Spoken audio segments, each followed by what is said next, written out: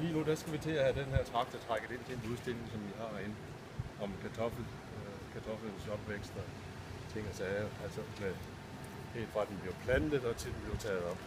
Og nu skal vi så have traktoren ind for at visualisere, hvordan en kartoffeloptager der kører med en traktorform.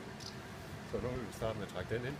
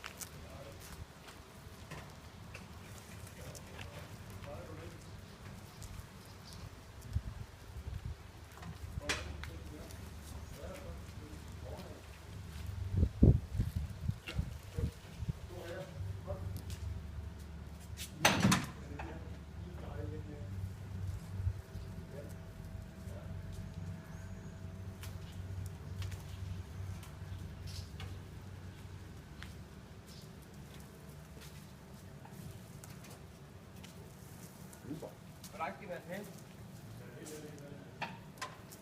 Det kan vi ikke.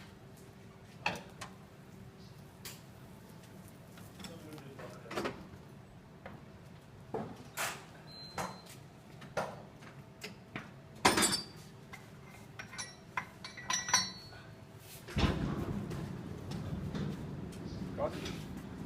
Så det næste punkt er, at vi skal lige have flyttet et par ting her, inden vi kan komme videre med traktoren. Og så kommer den her i den anden ende af udstillingen.